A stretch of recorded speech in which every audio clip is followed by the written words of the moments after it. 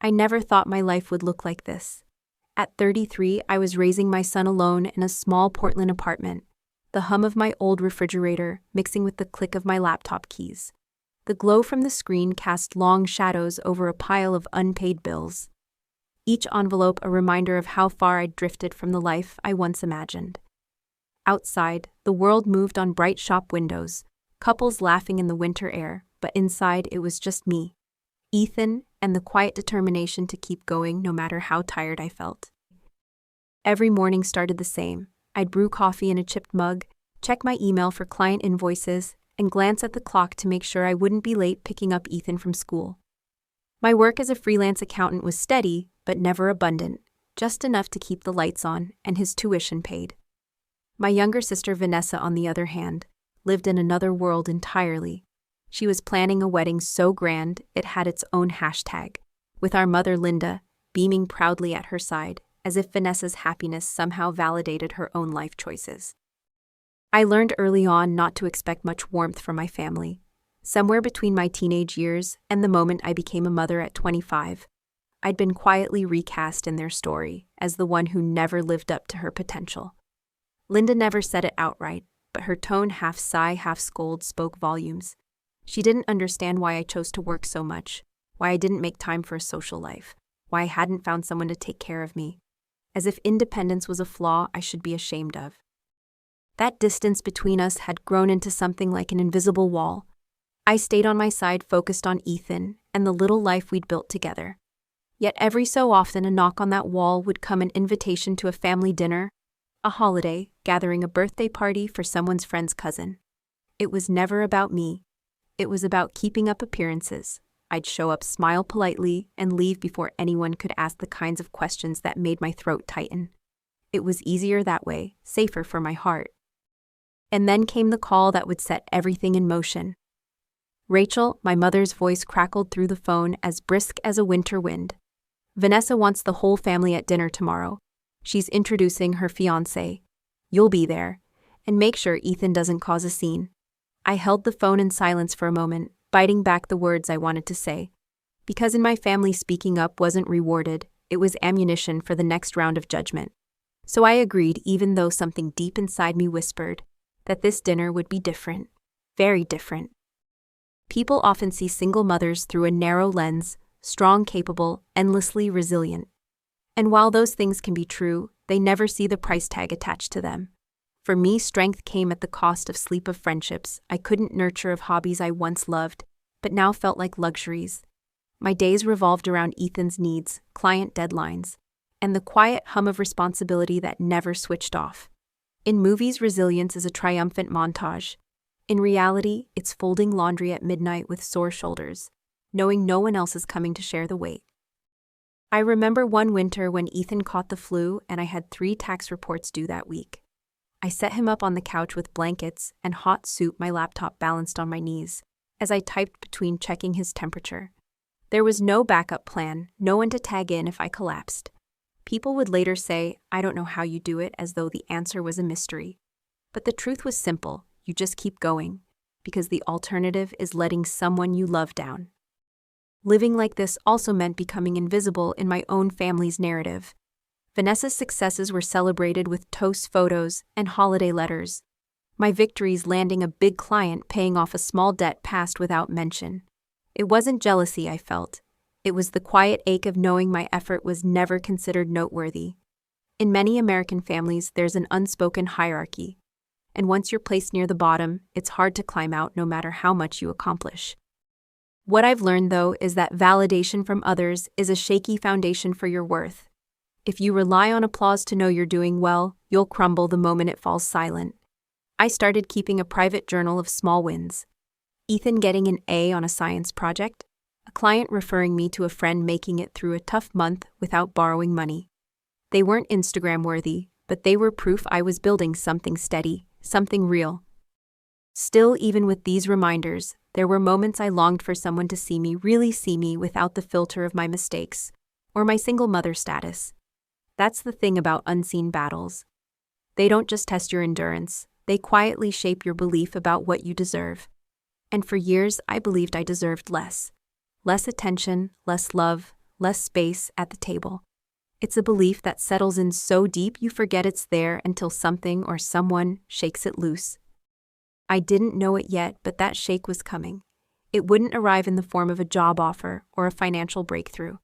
It would come as a dinner invitation, ordinary on the surface, but carrying the weight of every unresolved hurt in my family. And like most turning points, I wouldn't recognize it until I was already standing in the middle of it. The call came on a Tuesday evening, just as I was calculating invoices at the kitchen table. My mother's voice carried its usual blend of command and condescension. "Rachel, Vanessa's introducing her fiancé tomorrow night. Family only. You'll be there. And make sure Ethan doesn't cause a scene. Vanessa likes things peaceful." On the surface, it sounded like a normal invitation. But the phrasing was deliberate, like she was reminding me of my place before I even arrived. In our family, some invitations came with invisible fine print, "You're welcome, but behave as though you're lucky to be here." It wasn't the first time a family gathering felt more like a performance. At last year's Thanksgiving, I'd been asked to sit at the far end of the table so the kids could have space. Translation, so I wouldn't be in the group photos. My plate arrived after everyone else's, and my contributions to conversation were met with polite nods before the spotlight returned to Vanessa.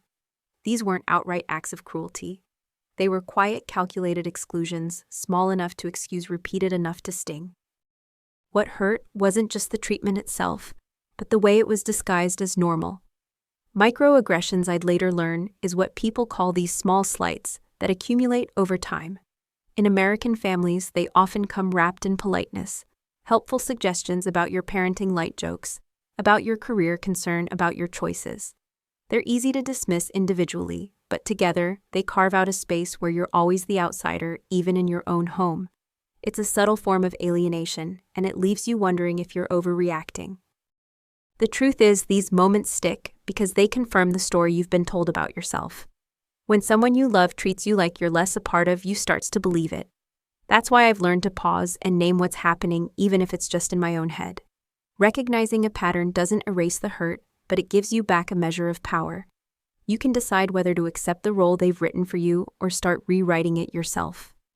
Still, I agreed to come, not because I wanted to be there, but because avoiding it would spark more accusations. "Rachel's holding grudges. She's too sensitive."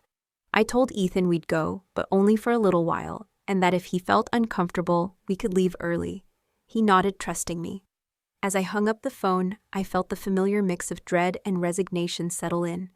This was just another dinner, or so I thought. What I didn't realize was that this particular night would be different. Beneath the polished table settings and carefully chosen wine, something unexpected was waiting. Not the open arms I'd secretly wished for, but a face from my past, one I couldn't immediately place, but that would change the course of everything. Vanessa's house looked like something from a magazine. Spread vaulted ceilings, glass chandeliers, white orchids in crystal vases. The kind of space that whispered wealth without saying a word. Ethan's small hand tightened in mine as we stepped into the living room, where laughter floated over the sound of clinking glasses. Vanessa glided toward us in a silk dress, her smile bright, but her eyes scanning me like I was a thrift store find at a designer gala. Before I could even greet her, she'd turned to the crowd, already soaking in their admiration. We were background props in her perfect scene. Then she called me over. "Rachel, meet Daniel Carter, my fiancé." He was tall with dark hair and a presence that was calm yet attentive. When he shook my hand, there was a flicker in his expression, as if he were trying to place me. Before I could think on it, he knelt slightly to Ethan's level. "Hey buddy, how old are you?" Ethan answered softly. 8. Daniel's eyes lit up. "When I was 8, I built a treehouse all by myself. Do you like building things?" Ethan's shy smile said everything. For a moment, the room's coldness faded. It struck me how rare this was, someone meeting my son and engaging with him as a person, not a detail to overlook. In so many social settings, especially formal ones, children are treated as accessories. People say hello politely, then steer the conversation back to adults. But Daniel lingered, genuinely interested, asking about Ethan's Lego spaceship project. I realized how much these small gestures matter.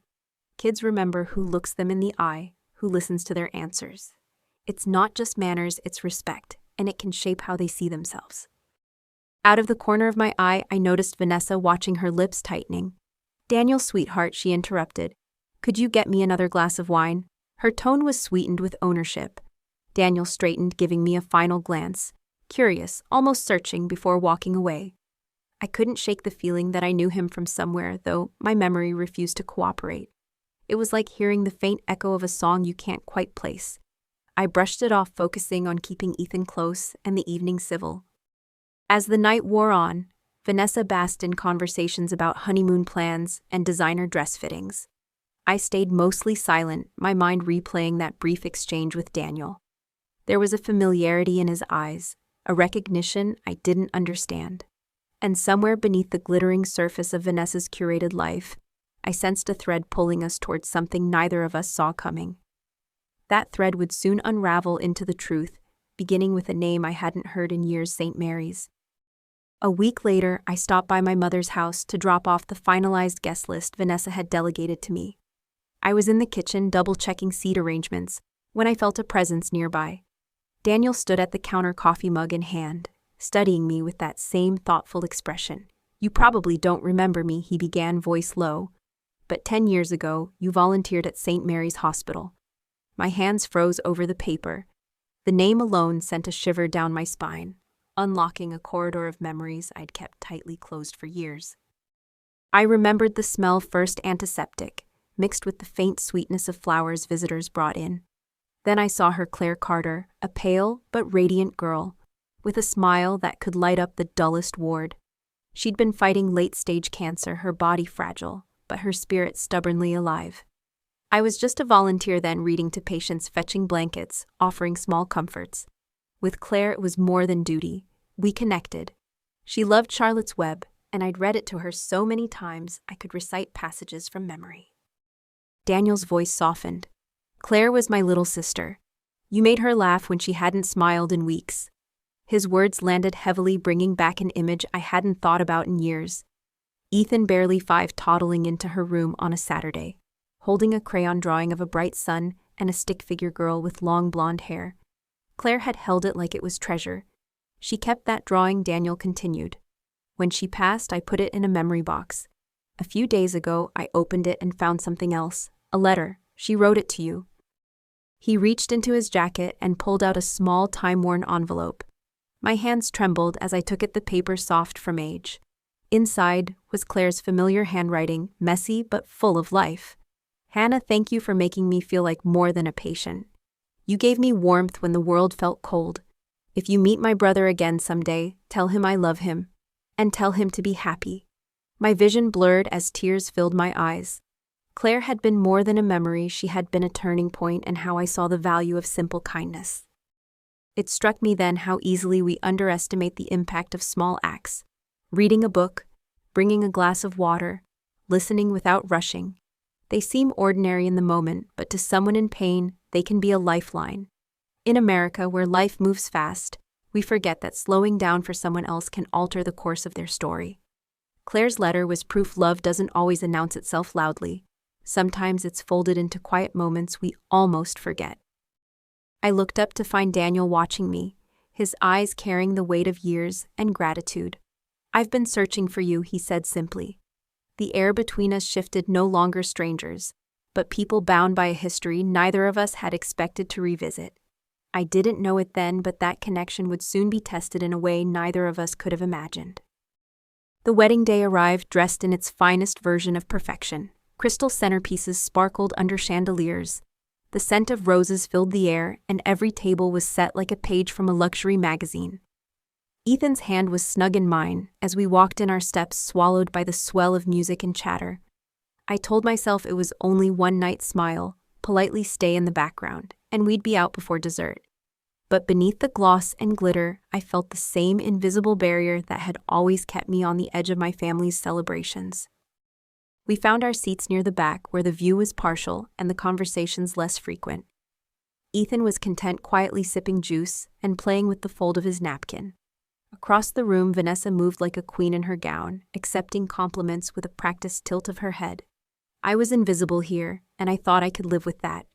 What I didn't expect was how quickly invisibility could turn into a spotlight, one I never asked for, shining at the worst possible moment. Halfway through the reception, Vanessa stood with a microphone in hand. Before we continue, she said, voice sweet as champagne, I'd like to introduce my sister Rachel, a proud single mom. A ripple of polite applause. Then the smile sharpened. She's still looking for someone who can handle her long term. But hey, there's always room in the world for the slightly used. The room went quiet, save for a few awkward chuckles. I felt Ethan's small body stiffen beside me, his wide eyes searching my face for reassurance I didn't feel. The sting wasn't just in her words, it was in the public nature of them.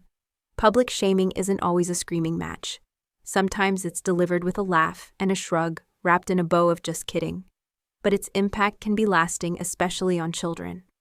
In America, we talk a lot about bullying in schools, but we often forget it happens in living rooms, at dinner tables, and yes, in wedding halls, when family members decide someone else's dignity is fair game. Before I could find words, my mother chimed in from her seat near the head table. She may be a bit used, but she's still functional as long as she's not too damaged. Laughter erupted from one corner of the room, but the rest of the guests shifted uncomfortably. I squeezed Ethan's hand, feeling him tremble. In that moment, I realized leaving quietly wasn't enough. Sometimes walking away means more when you do it in the full light of the cruelty you're rejecting. I stood ready to take Ethan and go when a voice cut through the hum like a sudden gust of wind. That's enough. It was Daniel, his tone calm, but edged with steel. The room fell silent and all eyes turned toward the groom, who just seconds ago had been part of the picture-perfect tableau. What he said next would change the course of the night and our lives forever. Daniel placed his wineglass gently on the table, his voice carrying across the room. That's enough. No shouting, no dramatic gesture, just a steady firmness that made the air feel heavier. Vanessa's smile faltered, confusion flickering in her eyes. Daniel, what are you doing? This is our wedding day. But Daniel didn't waver. And you think that gives you the right to humiliate your own sister in front of everyone here? His words landed like stones in still water, rippling through a crowd, unsure whether to look at him, at Vanessa, or at me. Vanessa's composure cracked into irritation. You're overreacting. We were just joking.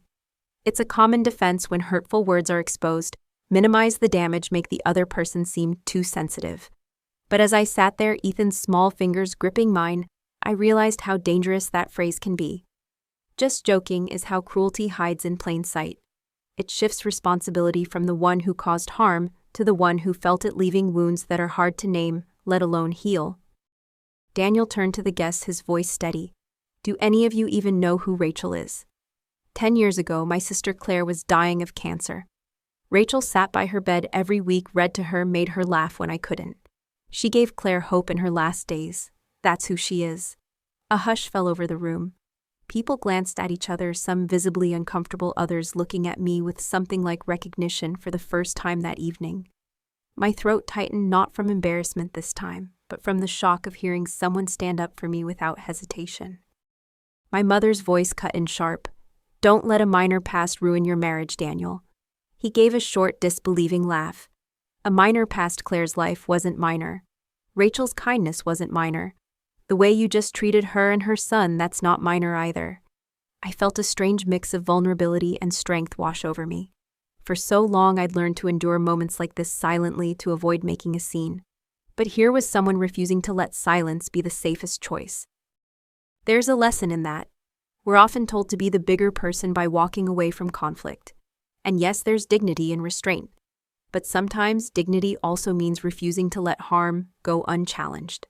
Speaking up isn't about revenge, it's about drawing a line, saying, this isn't okay, not just for yourself, but for those who might not have the words yet. Watching Daniel do that, I realized I'd never had someone draw that line for me before. Vanessa's face hardened, but Daniel didn't look away.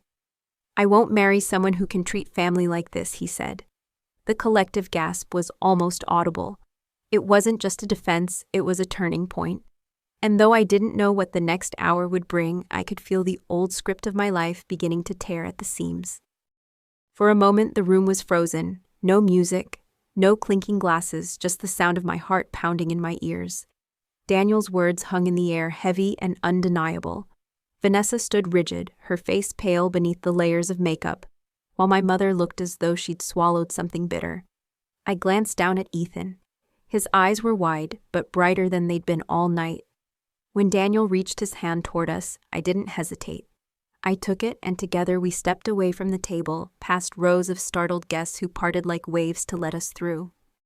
As we walked toward the exit, whispers rose behind us, a blend of disbelief and speculation. Leaving in such a public way felt both terrifying and freeing. In America, walking away from family, especially in a moment of conflict, is often seen as rebellion. But sometimes it's self-preservation. It's telling yourself that you no longer have to stand in spaces where you're diminished. That lesson took me years to understand, and it hit harder now with Ethan watching every step I took. The cold night air outside was a shock after the stifling tension of the reception hall. I knelt in front of Ethan, brushing the hair from his forehead. "You okay?" He nodded, then surprised me with, "I'm glad we left." His small voice carried more wisdom than I expected. Children know more than we give them credit for. They can feel when a place isn't safe, even if the threat is emotional, not physical. That realization reminded me that protecting him wasn't just about shielding him from harm. It was about showing him how to walk away when respect is gone. Daniel stood a few steps away, his gaze steady. "I couldn't stay there," he said quietly, "not after what they did." His conviction stirred something in me, an ache for all the times I'd wished someone would stand beside me, even if it meant standing against the crowd. It made me think of friends who had cut ties with toxic relatives and the guilt that often followed them. They told me it felt like betraying their roots, but over time, they learned it was about choosing healthier soil to grow in. I glanced back at the glowing windows of the venue, hearing faint strains of music resuming inside. That life, my family's approval, their carefully curated gatherings, wasn't mine anymore. In its place was something quieter but truer, the freedom to decide where I belonged. As we walked toward Daniel's car, I realized we weren't just leaving a wedding. We were leaving an old story behind. And though I didn't yet know what the next chapter would hold, I was finally ready to start writing it. In the weeks after the wedding, my phone buzzed with missed calls and messages from my mother. Some were guilt-laced pleas. "Family sticks together, Rachel." Others were sharp-edged. "You've embarrassed us enough." I stopped answering. Cutting contact wasn't easy, but it was necessary. For the first time, my days weren't shaped around avoiding judgment or meeting impossible expectations. Instead, I began thinking about what I actually wanted. And what I wanted was stability, something built by my own hands, where Ethan could grow up watching me choose dignity over approval. It was time to take the risk I'd been postponing for years. I started small. From my kitchen table, I filed the paperwork to register Moore and Bright Financial, a name that felt like hope, stitched together with determination. The Bright came from Ethan's middle name, a quiet reminder of why I was doing this. My first clients were referrals from a friend, a local cafe owner, and a small landscaping business. I worked late into the night, balancing their books, creating budgets, and crafting tax strategies. It wasn't glamorous, but each completed project felt like a brick laid in the foundation of something real and lasting. Of course, there were missteps. One early job nearly collapsed when a client misunderstood a filing deadline, and I spent an entire weekend correcting it. In those hours, I learned what every small business owner eventually does. Mistakes aren't proof you're failing. They're proof you're trying. In American culture, we're often told to fail fast. But that phrase doesn't capture the grit it takes to keep showing up after each stumble. For me, every challenge was also a lesson in persistence, and each solved problem made me more confident in my skills. Slowly, my reputation grew. A cafe owner recommended me to her sister, who ran a boutique. The boutique owner brought in a friend with a tech startup. Within 6 months, I was making enough to move operations out of my kitchen and into a tiny rented office. It had peeling paint and secondhand furniture, but when I put Ethan's drawing of a bright yellow sun on the wall, it felt like ours. We celebrated that first office with takeout pizza eaten on the floor, a tradition we kept with every milestone. Looking back, I realized that building the business wasn't just about earning money. It was about reclaiming control over my story. I no longer had to measure my worth against my family's scale of success. I could define it for myself through the clients I helped, the independence I gained, and the example I set for Ethan. And while the business was growing, something else was too, a quiet, steady bond between me and Daniel. I didn't know where that path would lead yet, but I felt ready to find out. Daniel didn't rush me. After the wedding, he never once asked for a label or a timeline. Instead, he showed up sometimes with takeout after a long day, sometimes just to help Ethan fix a stubborn bike chain. They'd spend entire afternoons in the garage tinkering with old tools while I worked in my office. Watching them together stirred something in me. I'd grown used to handling everything alone, but here was someone stepping in without making me feel like I was failing. In many ways, that was harder to accept than the help itself, learning that love could feel this uncomplicated. It wasn't just the big gestures that mattered. It was the everyday presence. Daniel remembered Ethan's favorite ice cream flavor. He asked about his science projects. He taught him how to throw a curveball, celebrating every wobbly pitch, like it was the winning throw in the World Series. For Ethan, these moments were more than fun. They were evidence that someone saw him, valued him, and wanted to invest time in him. In American culture, where schedules are often overstuffed, time is the rarest gift you can give a child. Daniel gave it freely. Still, I kept my guard up at first. Blended families can be tricky. I'd seen friends navigate custody tensions, cultural differences, and loyalty struggles that tore relationships apart. The fear wasn't that Daniel would leave, but that he'd become another name on Ethan's list of people who promised to stay and didn't. So I watched quietly for signs of inconsistency. Instead, I found the opposite. Daniel's actions were steady. His promises small, but always kept. It was a kind of reliability I'd almost forgotten existed. There's a lesson in that. Trust isn't built in grand declarations. It's built in the unremarkable moments. Showing up on time, following through on a Saturday plan, remembering a detail from a passing conversation. These are the things that tell someone you matter. Over time, I saw that Daniel wasn't just becoming part of Ethan's life. He was becoming part of mine in ways that felt safe, even necessary. Slowly, the walls I'd built to keep us from being hurt began to thin. By the time our first Christmas together approached, our routines had quietly woven into something that resembled a family. Not the one I'd grown up with, full of judgment and conditional love, but one built on respect and kindness. On Christmas Eve, Ethan insisted we all wear matching pajamas, a silly tradition he'd seen in a holiday movie. We laughed until our sides hurt, and in that laughter, I felt the shape of something new forming. I didn't know it yet, but the next day would bring a moment that would change our lives forever. Christmas morning came quietly, with snow falling in lazy spirals outside the window.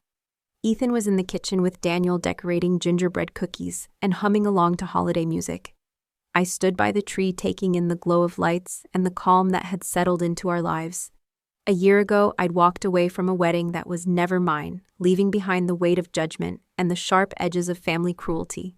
Today, I stood in a home built on respect, where love wasn't earned through perfection, but given freely. The difference felt like stepping into sunlight after years of shade. When Daniel called me into the living room, his eyes were softer than I'd ever seen them. Ethan stood beside him, grinning like he knew a secret. Daniel pulled a small velvet box from his pocket and opened it to reveal a ring with a deep emerald stone. "This belonged to Claire," he said, his voice steady. "She told me to give it to someone truly special. Rachel, you've given me and Ethan a family. Will you marry me?" My throat tightened. Ethan tugged my hand, whispering, "Say yes, Mom," and I did. It felt like a circle closing.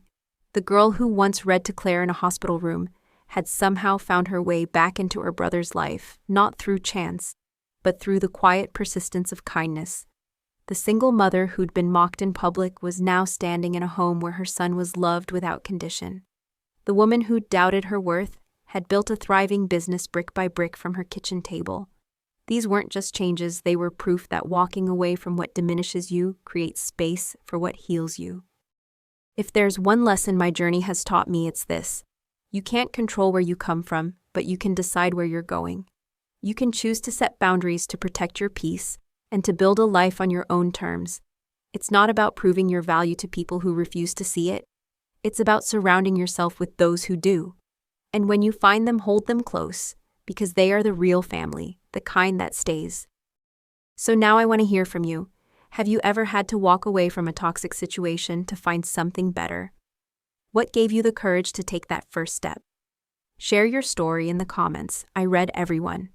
And if Rachel's journey resonated with you, don't forget to like this video, subscribe for more stories that inspire hope, and turn on notifications so you never miss what's coming next. Your next chapter might be waiting just around the corner.